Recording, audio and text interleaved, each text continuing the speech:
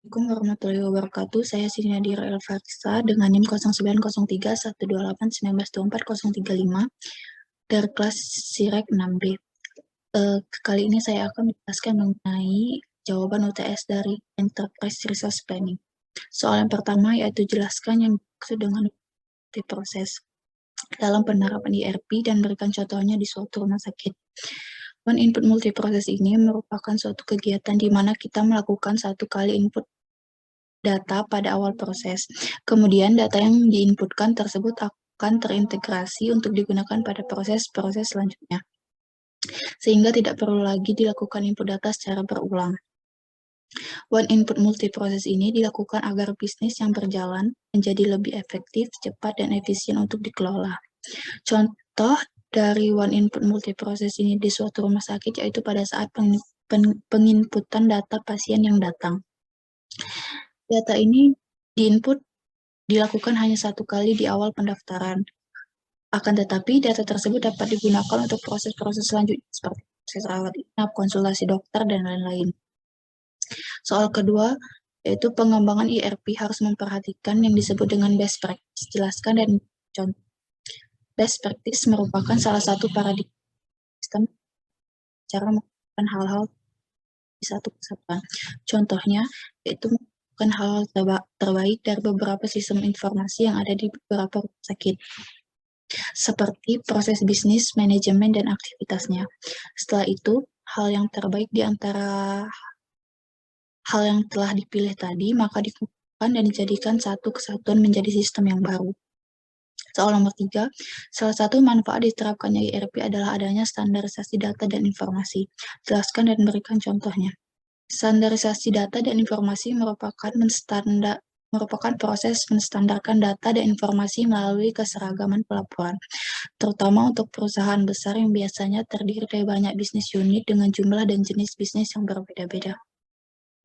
Contohnya, suatu perusahaan manufaktur yang akan melakukan merger dan akuisisi perusahaan tentunya akan menemukan banyak sekali unit bisnis yang menggunakan metode dan sistem komputer yang berbeda.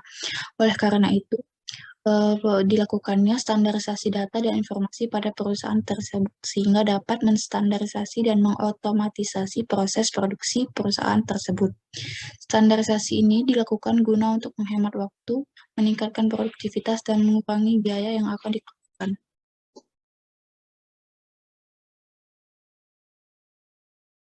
Soal keempat yaitu jelaskan variabel-variabel input yang harus diperhatikan dalam mengelola MRP.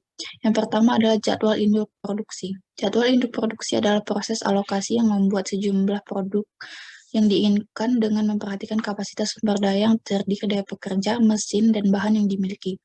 Jadwal induk produksi didasarkan pada peramalan atas permintaan independen dari setiap produk aktif akhir yang akan dibuat.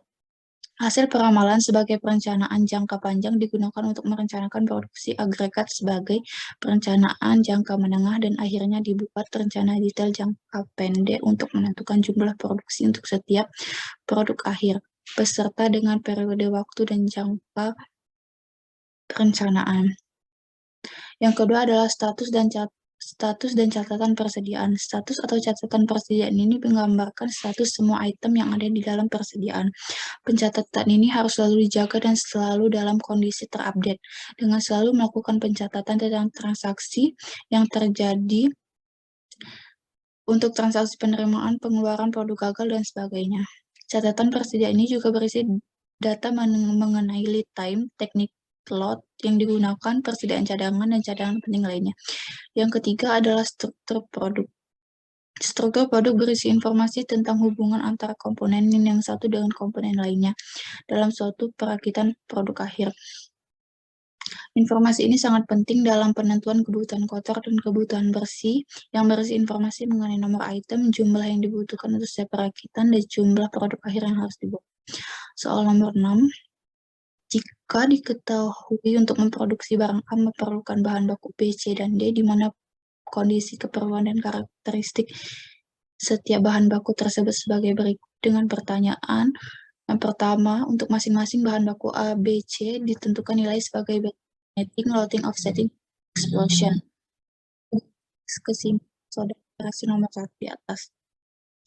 Untuk bahan baku A, di mana rata-rata kebutuhan 8 bulan tersebut sebesar 450 unit dengan biaya pemesanan sebesar 200 per pesan dan biaya penyimpanan 250 per unit per periode. Penentuan loading bahan baku A menggunakan metode EOQ dengan lead time 1 bulan.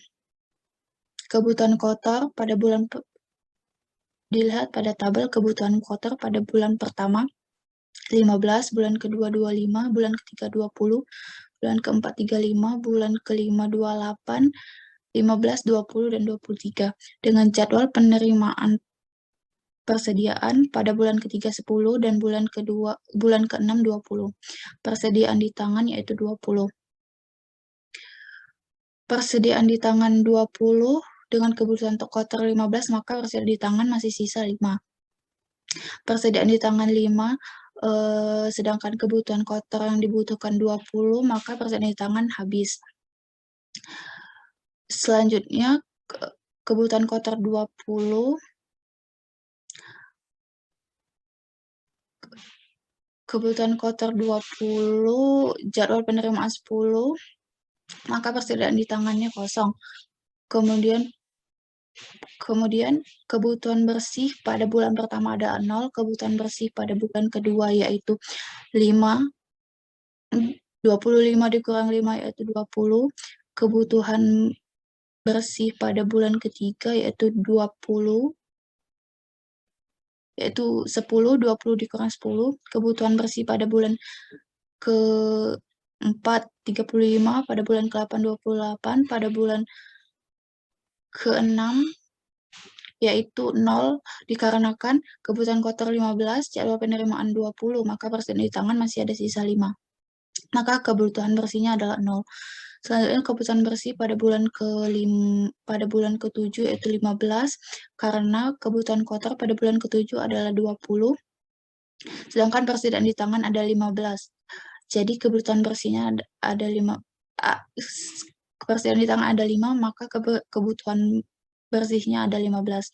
Sedangkan di bulan ke-8 kebutuhan kotor 23, persediaan di tangan 0, maka kebutuhan bersihnya 23.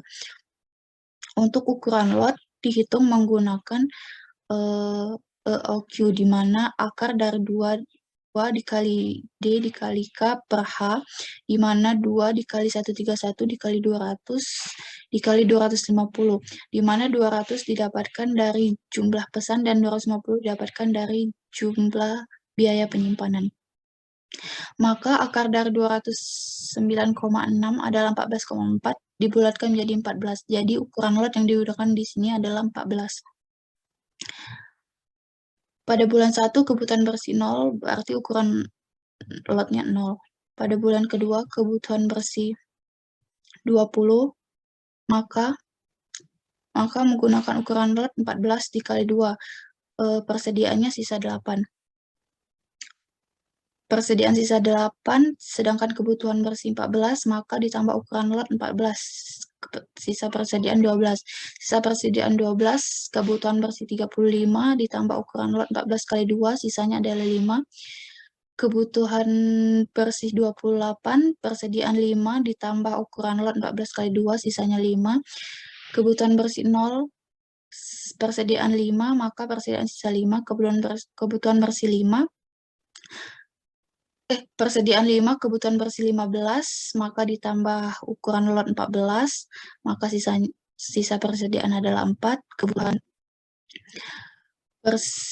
kebutuhan bersih 23, persediaan 4, maka ditambah lot 14 kali 2, sisanya 9. Untuk offsetting adalah kebutuhan bersih tetapi dimajukan 1 bulan karena lead time-nya 1 bulan.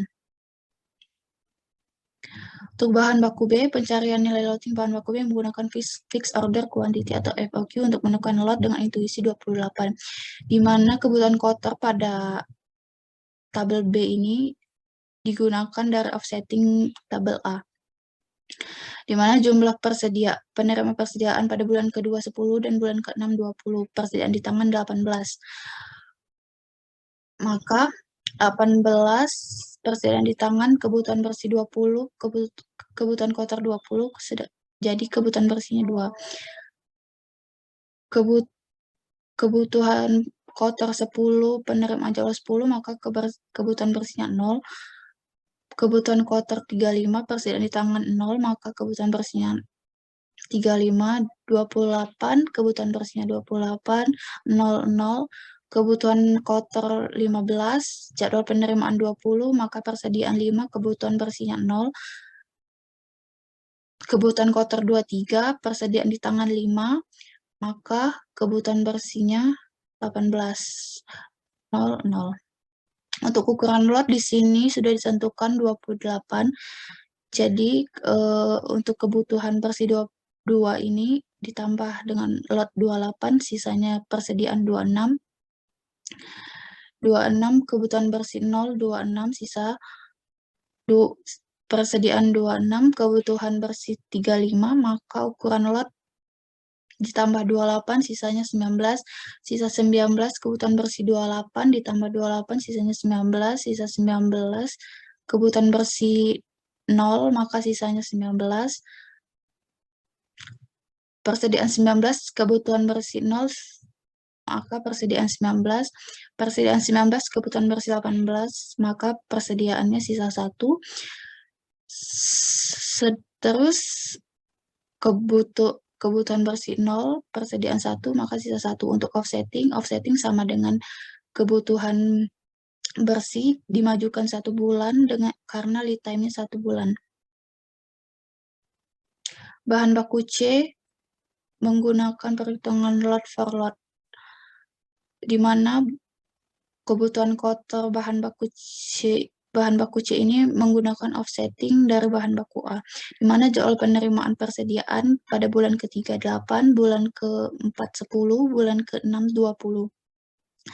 Persediaan di tangan 000, kecuali pada bulan ke-6 persediaan di tangan ada 5, dikarenakan kebutuhan kotornya 15, jadwal penerimaan 20, jadi masih sisa 5. Untuk kebutuhan bersih 20, 10, 27 dikarenakan 35 ditambah jadwal penerimaan 8, dikurang jadwal penerimaan 8, jadi kebutuhan bersih sisanya 27. Selanjutnya ini juga 28 dikurang 10 maka 18. Ini 0 dikarenakan kebutuhan masih ada persediaan. Ini pada bulan ke-7 kebutuhan kotornya 23, tetapi memiliki persediaan 5, jadi kebutuhan bersihnya hanya 18. Untuk ukuran lot, karena menggunakan metode lot for lot, maka lot ini disamakan dengan kebutuhan bersih, di mana di sini 20, 10, 27, 18, 00, dan 18, di mana persediaan adalah 0 semua. Untuk offsetting pada bahan baku C ini juga menggunakan kebutuhan yang sama dengan kebutuhan bersih, di mana dimajukan 1 bulan karena menggunakan lead time 1 bulan. Yang terakhir adalah bahan baku 5D menggunakan fixed period requirement, di mana pencarian nilai loading ini menggunakan intuisi lot sebesar 4 bulan dengan lead time 1 bulan. Untuk kebutuhan kotor, pada bahan baku D ini menggunakan 50 kali offsetting bahan baku B, dikarenakan di sini sudah ditetapkan jika untuk membuat bahan baku B maka dibutuhkan 5 kali bahan baku D.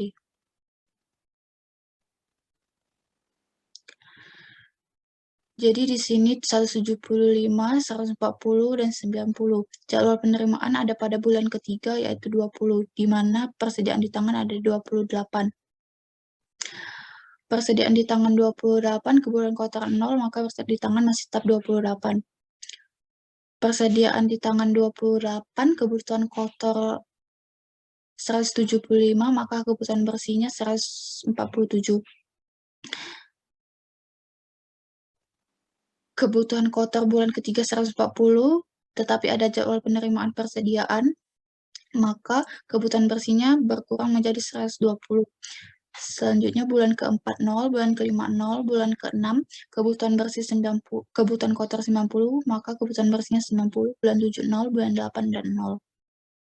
Untuk ukuran lot dikelompokkan 4 bulan.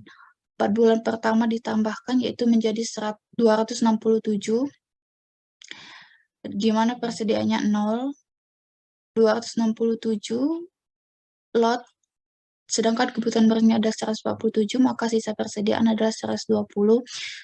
Sisa persediaan 120, kemudian di bulan ketiga membutuhkan kebutuhan bersih sebesar 120, maka persediaannya 0, bulan keempat 0, bulan kelima 0, di bulan ke-6 kebutuhan bersih 90, maka ukuran lotnya 90, dikarenakan 4 bulan yang terakhir ditambahkan juga. Jadi persediaan 0, bulan ke-7 0, bulan ke-8 0. Dan untuk offsetting juga sama, menggunakan kebutuhan bersih, tetapi dimajukan 1 bulan karena lead time-nya 1 bulan. Jadi kesimpulan dari perhitungan di atas, maka untuk mendapatkan nilai-nilai bahan baku A, bahan baku B, C, dan D, maka harus mencari komponen bahan baku A terlebih dahulu, dikarenakan pada gambar tersebut kebutuhan bahan baku C diperoleh dari 1 kali rencana pemesanan bahan baku A, kebutuhan kotor bahan baku B diperoleh dari 1 kali rencana pemesanan bahan baku A, dan kebutuhan kotor bahan baku D diperoleh dari 5 kali rencana pemesanan bahan baku B. Apabila nilai pada komponen A mengalami kekeliruan, maka tentunya akan berpengaruh ke kondisi bahan baku B, C, dan D dikarenakan mereka saling Sekian penjelasan dari saya. Apabila ada kekurangan, saya mohon maaf. Wabillahi taufiq wal hidayah. Wassalamualaikum.